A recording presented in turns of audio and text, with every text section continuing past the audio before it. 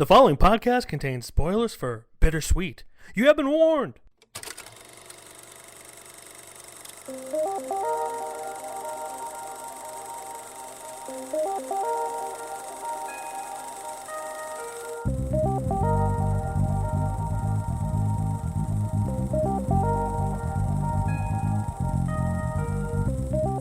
What's up, everybody, and welcome back to another episode of KFR News Radio. This is your host, Glenjamin Button, along with your host, Miguel Magusto. It's-a me. It's there's got to be at least the last 3 out of like 6 times we've done a Mario or some sort of Italian impression. When I can't think of anything, I always go for Mario. I don't know why. But yes, some of you may notice I sound a little different. Maybe not as clean as I normally do.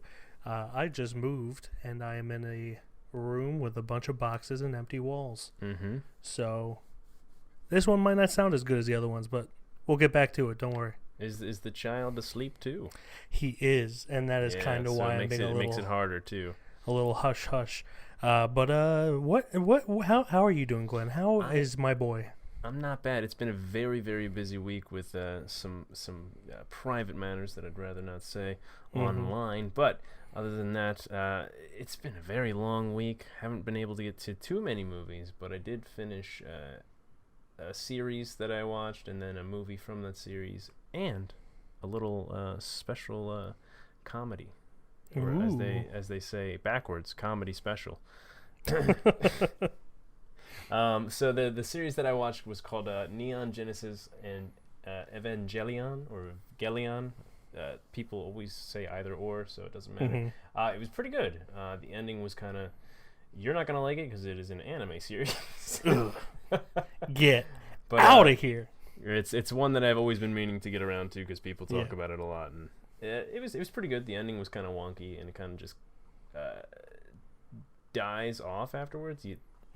Usually what happens with series like this where they're really popular is they like pick them up again and they never stop making seasons. They didn't do that with this one. They did kind of reimagine it, but they didn't continue it. So very interesting. Kind of cool. It's pretty cool. And then the comedy special that I watched was for the now late and great Norm Macdonald. His comedy special, Hitler's Dog, Gossip and Trickery. Which was really funny. Norm Macdonald was hilarious. So yeah, he was. He was a great talent, and he'll be missed. He will be. And then by far, he was my favorite Colonel Sanders when they did those weird commercials. And then obviously I watched our movie Bittersweet. Yes. What did you do? But so you were a busy boy. Yeah, I was a very busy boy to the point where I have been severely depressed for the past week and a half. I hate moving. Most people hate moving. I really hate moving. It brings the worst out in me. And thanks to you, we are better off than we would have been. I really appreciate that. You're welcome, buddy. But I only watched 3 movies since our last episode. First one being Eyes Without a Face. It is a French horror movie. That is about this plastic surgeon who causes a car accident that makes his daughter's face disfigured. And he starts kidnapping women and trying to do a face transplant onto his daughter's face without their permission, obviously.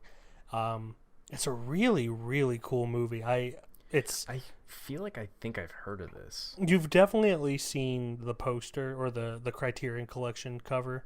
It's like just a woman, and over her face is just white with the eyes cut out. I think that's probably it. Yeah, it's a really cool movie. It's a movie that's like, because it is from 1960, it's not going to wow you until probably the last 5 minutes. The last 5 minutes just drives everything home all at once. It's really, really impressive with what they do. I highly suggest people check out Eyes Without a Face. I enjoyed it a lot more than I thought I did. This is one of those movies where like, oh, this is going to be like super artsy. Like I like artsy movies, but to an extent. There is such thing as too artsy for me personally. Obviously, my opinion is not everyone's opinion. For me, I know. For me, I think there is such thing as too artsy, and the Criterion cover for this just screams like pretentious. But it's really not. It's really a powerful film. with a lot of humanity in it, and it's for a movie like that. A lot of people would think like, oh, why is this happening? But you understand the character's motivation every single time.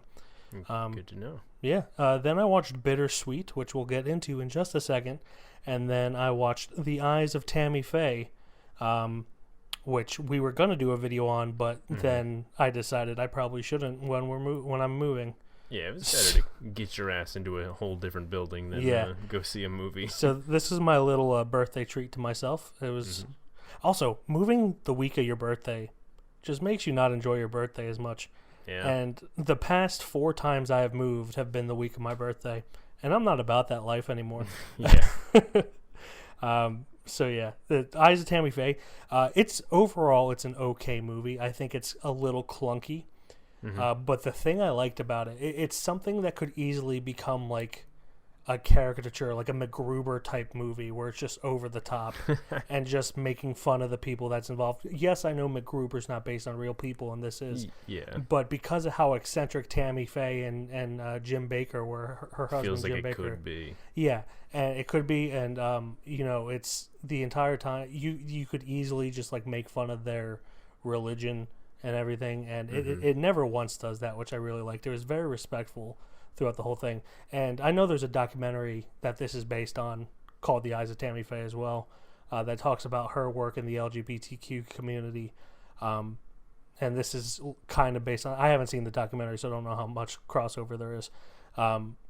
But, even with that in mind, I was still expecting it to just kind of go over the top and it just be kind of funny.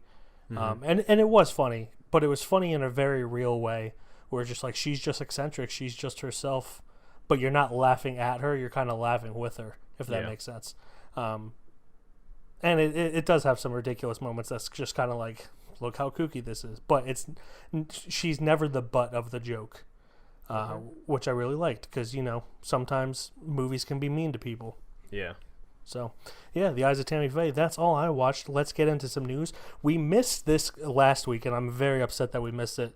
But many people know by now, Michael Kenneth Williams, who is known for The Wire, 12 Years a Slave, Boardwalk Empire, he passed away at the age of 54 on September 6th. We forgot to mention it last week. We do these kind of like... News is always the last thing on our minds when we're doing these. Before we record, we're always like, got any news? Yeah, as of lately, it's also been a lot of celebrity deaths, which is obviously does not help, review. But Michael Kenneth Williams, he was a great actor. He was great talent. And then, he'll be missed. And then, of course, we talked about Norm Macdonald as well. He passed away on the 14th. Yeah. Actually, the day that I closed on my house. So... And then as of I believe 2 days ago, Willie Garson from Sex and the City also passed away. So I had not heard that. Just a lot of not good things happening. Yes. But to get into some slightly good things, in the movie world, Christopher Nolan has chosen Universal Studios to produce his next film about the atom bomb. And J. Robert Oppenheimer. Many people know that he usually works with Warner Brothers, but because of Warner Brothers' deal with HBO Max, Christopher Nolan flipped him the double bird and said, "Peace out, Girl Scout." As he should. I like to think that that's exactly how it happened. Just made a little British accent too.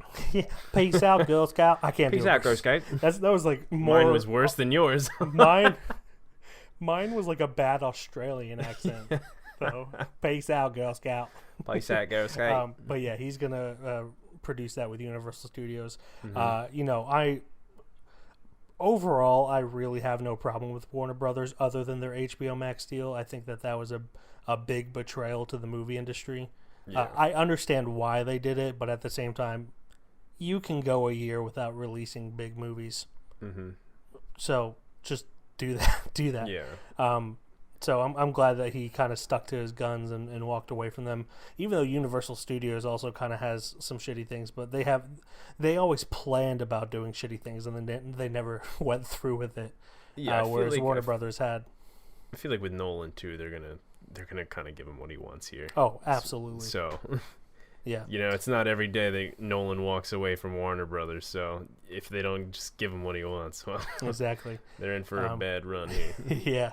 But yeah, that's all the news I got. You got anything else? I don't really have much at all. All right, so let's get into Bittersweet. انت اللي اسمك مصري سيد العرب نورت مصر وحيد سعودي فهمت انا مصري حضرتك لبناني صح؟ انا مصري ام الدنيا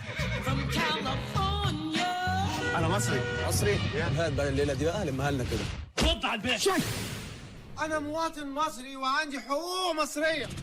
Bittersweet, a 30. Okay, see that I fucked up already, but because that first thing fucked me up. A 30 years old Egyptian goes back to Egypt after living in America for 20 years, where he has a hard time coping with the difference, especially after he loses his identity and all his money and becomes stuck in Egypt. This synopsis is written by someone who has English as a second language or third language. Again, way better than us, but it doesn't really make sense how they wrote it. 30 years old, a 30 years old Egyptian. I think that's how British people would say it. But anyway, this isn't a linguistics podcast. This is a movie podcast. Nolan.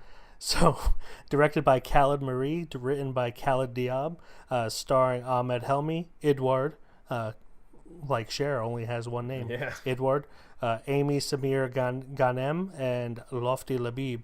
And this was on Netflix. This, for anyone who listened to last week's episode, this was our streaming roulette pick. It was the best one out of the three that we got. And overall, I think the biggest problem with this movie, I enjoyed it overall, but the biggest problem with it is its runtime, 2 hours, 10 minutes. And there is a point in the middle where it just completely switches topics. It's one movie for the first half and then another movie for the second half, which is obviously done on purpose. It works for what it is, but I do think they could have slimmed down the beginning half where everything is going wrong. It just kind of became redundant at a certain point. But overall, I thought it was a very enjoyable film and very heartwarming. So it was better than I expected it was going to be. I don't know what I expected, but I enjoyed it overall. From really the opening 10 minutes, I was like, ooh, is this the movie we're getting into here? Yeah. And then, luckily it kind of branched itself out that it didn't get stuck in that place that I thought it was going to be. Because the first 10 minutes, he's in an airport and he's talking to this other guy on the airplane. Did they have the same name or same... What is the deal here? They have the same passports, basically, and they get mixed up or something. I can't remember. I feel like they have the same name. I could be wrong, or they're just passports get swapped. But they're just having conversations. They're like on the plane to Egypt, and it just feels. And nothing against amateur films. I know they do their hard. This just feels like a super amateur film in that first 10 minutes. That it made me sit there and go, oh no, oh man, I hope the whole movie's not like this right here.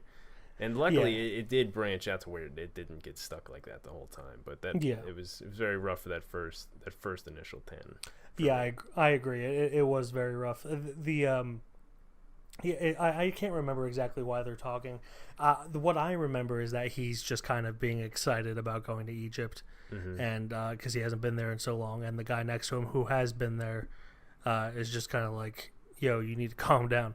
But the main character played by Ahmed Helmi. His name is Masri, which one of the jokes is very close to the Egyptian word for thief, which I thought was funny that it kept doing. At least that's what I thought was going on.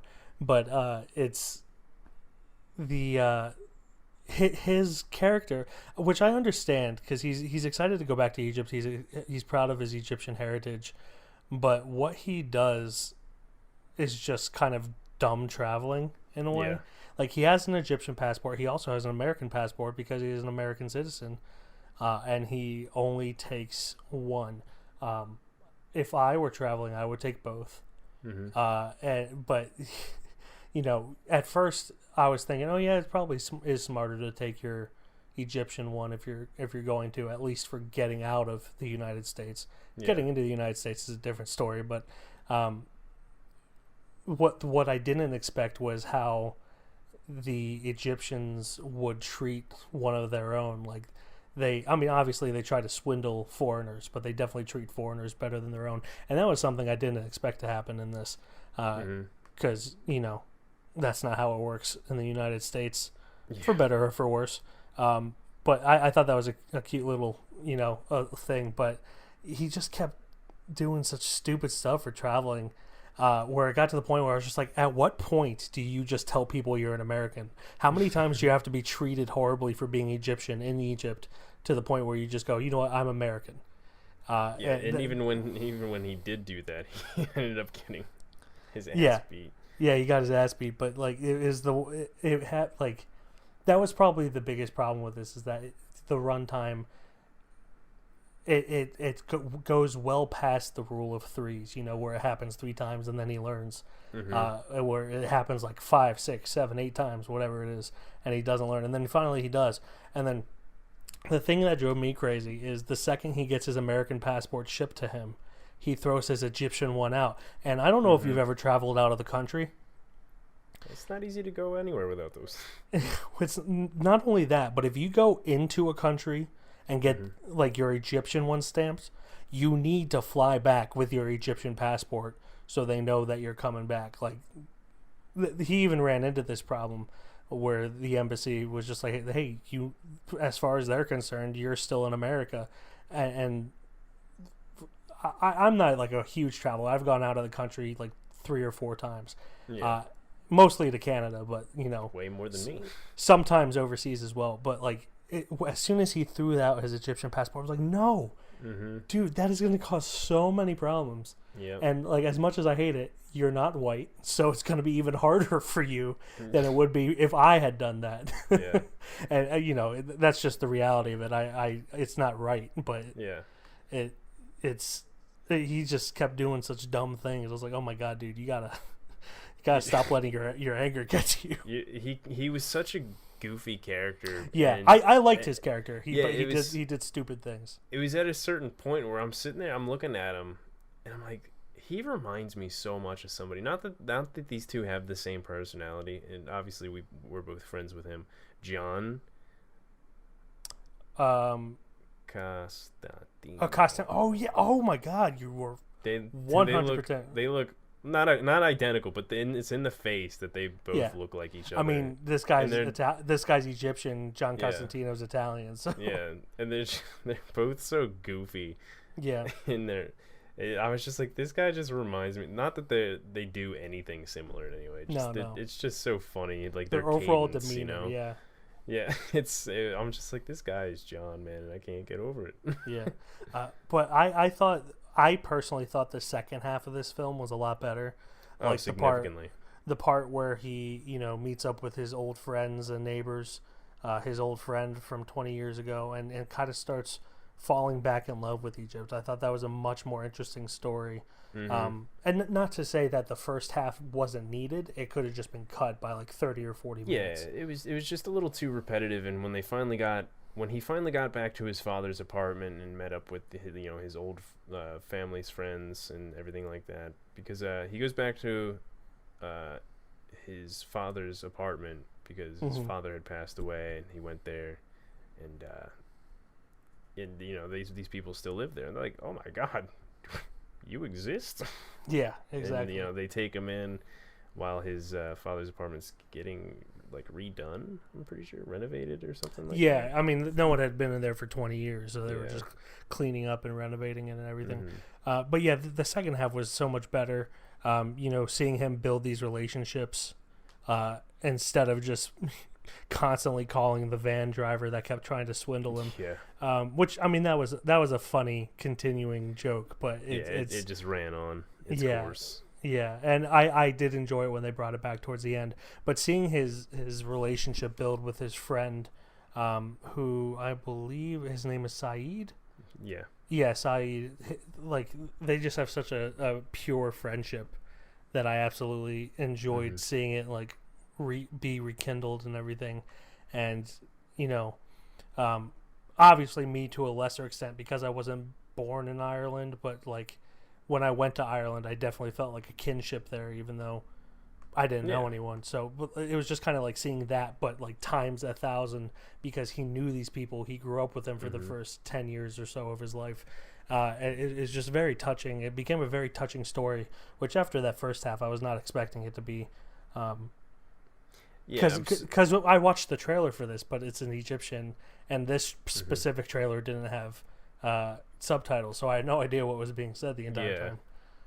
Yeah, this definitely swayed much more in a better way for that second half, and all the way to the end. Honestly, easily could have knocked out 20-30 minutes just from the beginning. Well, maybe not the beginning half, but like they could have shortened it somehow. Yeah, they could have. I think an hour 45 minutes. This would have been a really solid film. Oh yeah. And not that it's not in its sort of anyway a solid film. It's I had fun with it. I actually did have fun. Yeah, with same it here. For the most part. I think it could have gone from good to great. Yes. If it was shortened, and it definitely just kind of feels, like you said, for lack of a better word, amateurish. And not that it is amateurish at all. This is like a it was mainly that beginning part. Whenever they're in the airport or plane, that's where it felt like that.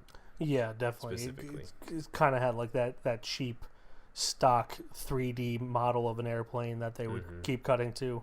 But yeah, this was a really charming movie. I thought it was like relatively funny. A lot of the jokes I feel like got lost in translation, but it was still, for the most part, really enjoyable. And yeah, I mean, I don't have too much more to say. It's really a tale of two films, like the first half and the second half. First half is pretty good but repetitive, and the second half is like a really solid film, coming home film. So it's a super simple story. It's why it's so kind of hard to talk about. Yeah. And the points we are talking about, we're kind of making it talking about it longer than we really should. Yeah. But I mean, that's really what the movie's got. It's just a simple, charming movie. It's just split right down in two there, and exactly. Second half, mucho gusto. Yep. Yeah, I don't really have anything too much to say about this. Here, brother. I do suggest people to check it out, but that brings us to our judgment, I guess. So as always, this has to be a unanimous decision whether or not this becomes a shelf boy with the likes of Apostle and Handmaiden. I guess I could go first. Either one. I think if this were shorter by like 25-30 minutes, it would have been a really, really great film. It would have been more fluid and flowed better, and it was so close to being great, but the length really does kind of take away from it. So just based off the length, especially in the beginning alone, the pacing of it, I would say no, it does not become a shelf boy. But if you got 2 hours 10 minutes to kill and you want to watch a foreign comedy, feel good comedy, I would suggest check this out. I just don't think it's worthy of a shelf. Yeah, I would say the same. It is a very fun movie as far as like if you want to watch it, go for it. As far as the KFR shelf, I'm not gonna put it on for sure. Yeah. But I mean, it was good enough that I'd be like, hey, check it out once in your life, maybe. Yeah. Yeah. That's exactly. about it. Yeah. So Bittersweet. Original title Asal Aswed. Probably butcher that pronunciation, but Bittersweet does not make it on the shelf with the likes of Apostle and Handmaiden. That brings us to our plugs for next week. My plug is going to be a little trailer for an A24 movie starring Stephen Young, Richard Jenkins, where is he or she, Beanie Feldstein, Amy Schumer, a whole bunch of people. It's based on a play of the same name, and it is called The Humans. It is a trailer for A24 on A24's YouTube. It just looks like a very interesting like family drama, shot in an interesting way. Takes place all in one apartment building. So I thought it was interesting. So check out the trailer. Check out the trailer for The Humans. There's this comic book I was obsessed with as a kid. It's about this species of half alien, half demon creatures, and the scary stories that they tell each other are all about us, humans. I know you think there's something wrong with me. It's not a news. Just don't act like a murderer when I'm trying to apologize. You'll find someone new. You're gonna come out of this stronger. I promise. Stop lying to me. Just stop. Don't actually stop. Anything I say makes her. Yeah. Who she remind you of? You. Me. You. She's It's you, my friend. I love that in times like this, I have a home base, a family I can always come home to. To knowing this is what matters, right here. Because everything anyone's got, no matter who you are, everything you have goes. Well, that's the positive way of looking at things. Wow. Do that at a funeral, Dad. All right. For me, the last like week and a half, even actually before he passed, I was getting the algorithm was heading my way because obviously I watched a lot of Conan and a lot of moments with like Conan's guests. So Norm Macdonald has been in my timeline all over the place. So we're gonna go over to yonder of YouTube and find the Norm Macdonald compilation, 5 million views. Honestly, any of his stuff, he was a hilarious person and just had the most like deadpan jokes ever, and they were just so stupid funny. Like I was cracking up at one before like we actually started this podcast about 9/11 and just how unfiltered he was and really kind of unapologetic, but also didn't step over that line too hard in a way. The one 9/11 joke I saw of his, this might be the same one. I'm not going to tell the joke, but someone he told the joke to started laughing, and he was like, "Don't laugh at that." Yeah, that's the one I watched. I was right as you sent the link for the podcast. I was dying. Yeah, it's just like such a deadpan thing. It's like, how dare you laugh at that joke? Don't laugh at that. I was crawling over blood and bones to find my brother in Canada.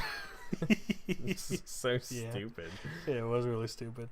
But yeah, those are our plugs for this week. That brings us to our assignment for next week. And guess what?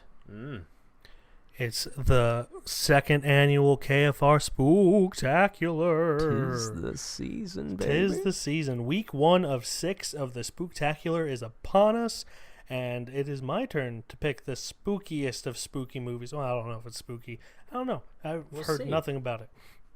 But my pick is one I believe is a classic horror movie. I could be wrong. I've heard a lot about it. I've seen a lot about it, but I don't know how it's regarded in anything. But that is going to be Pumpkinhead, and that's going to be available on Amazon Prime. Yes. Pumpkinhead from 1988. After a tragic accident, a man conjures up a towering, vengeful demon called Pumpkinhead to destroy a group of unsuspecting teenagers.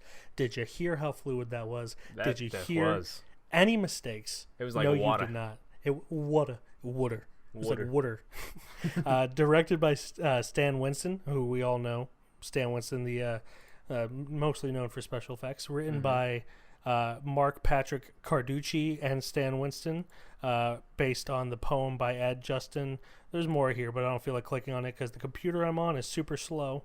It is starring Lance Henriksen, Jeff East, John D'Aquino, and Kimberly Ross, and that is going to be, again, on Amazon Prime. Looking for an old woman. She lives somewhere in the mountains hereabouts. All she can do is take you straight to hell. You go home and you bury your boy. Some folks will say as how she's got powers. Who are you? Ed Harley. What do you want, Ed Harley? Say it. You're looking for vengeance. Vengeance. Say it. There's an old graveyard way back deep in them woods. The thing you're looking for is in there. Yeah, I know nothing about this other than it's called Pumpkinhead, and it seems fitting. I have seen the VHS tape of this so many times Same. in my life, but I've never actually watched it, so this is going to be for sure interesting.